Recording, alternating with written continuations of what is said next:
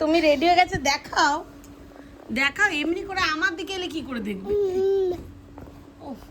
এটা এসেছিলাম আমাদের এখানে রিলায়েন্সে, অনেক কটাই জিনিস দেখতে এসেছিলাম। তার মধ্যে একটা মেন জিনিস যেটা আমি দেখতে এসেছিলাম, ওই যে কুকারটা দেখতে পাচ্ছ, সেই কুকারটা।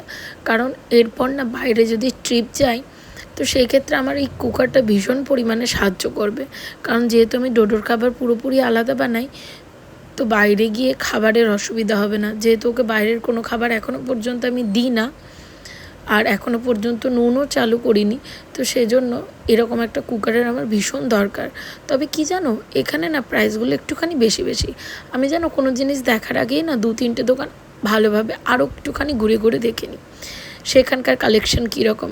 এখানে ভাই এসেছিল অন্য কোনো জিনিস কিনতে, তো তাই দুজনে একসাথেই এসেছিলাম। তো এর থেকে না আগারোর কুকারটা বেশ ভালো। আজকে ডোডো কই যাবে? কই যাবে ডোডো? বলো, আজকে ডোডো কই যায়? আজকে ডোডো রিমো ফ্রেন্ডের বার্থডে যাবে, বার্থডে যাবে। বলো বলো বলো গো, বলো গো।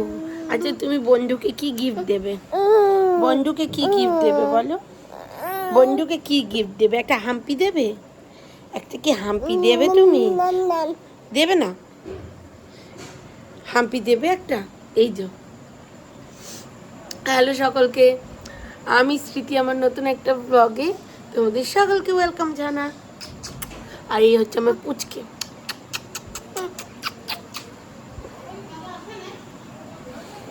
চলো ব্লগটা কন্টিনিউ করছি। আজকে ডোডোর ফ্রেন্ডের বার্থডে, তো আমরা সেখানে যাব। ব্লগটা কন্টিনিউ করছি, তোমরাও দেখতে থাকো।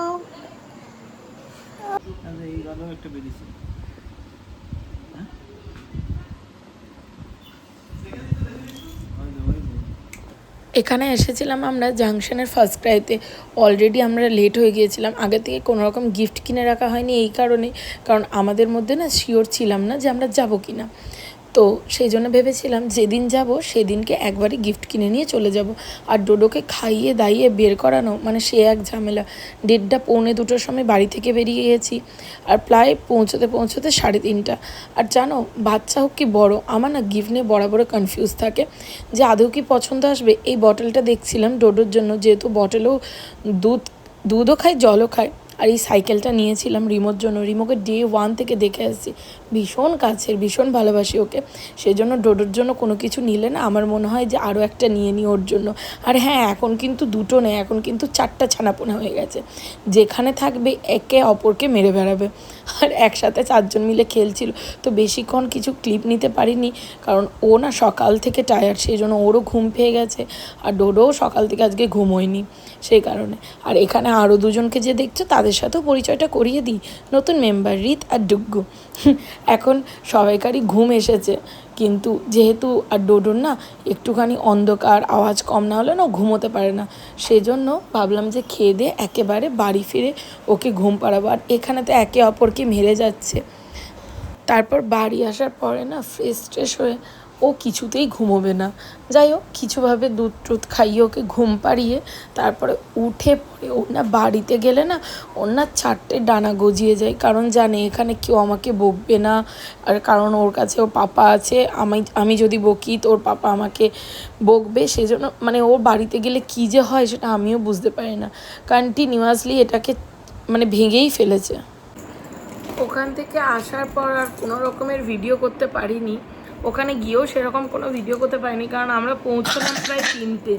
গিফট কিনে একদম 3টের সময় পৌঁছেছিলাম। তো ওরাও কেউ খাওয়া দাওয়া করেনি, একটু লেট করে কেক কেটেছিল বাবা আস্তে আস্তে। তো এখানে এসে তো ডোডোর শুরু হয়ে গেছে বদমাইশি।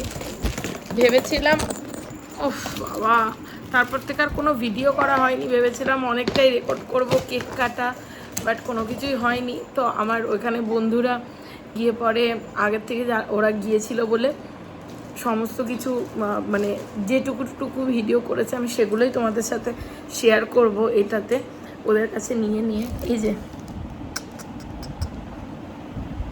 যেহেতু আমি ওকে খাইয়ে দাইয়ে নিয়ে গিয়েছিলাম, সেই কারণে অনেকটাই লেট হয়ে গিয়েছিলো। এবারে এখানে এসে না কোনো রকম ভিডিও সেরকমভাবে করতে পারিনি, কারণ এসে পরেই ডোডো এলামই 5:30টার সময়। এত পরিমাণে বৃষ্টি হচ্ছিল, আর এসে পরেই ডোডো খাওয়া দাওয়া করে না ঘুমিয়ে পড়েছিল। আসতে এখন ওর খুব বাজে স্বভাব হয়েছে, আমার চুলগুলোকে এক একটা করে ধরছে আর টেনে টেনে ছিঁড়ছে। একেই আমার প্রেগনেন্সি থেকে চুলের অবস্থা খারাপ, তার উপরও যেটুকু একটুখানি আছে সম্বল ও সেটুকুও সত্যানাশ করে দিতে চাই।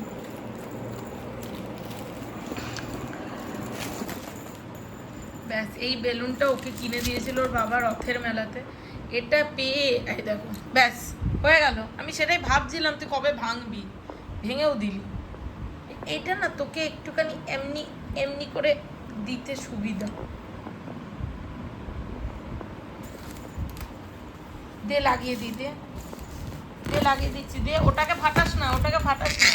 কিটি কমনি করো না, কিটি কমনি করো না, কিটি কষ্ট পাবে বাবা।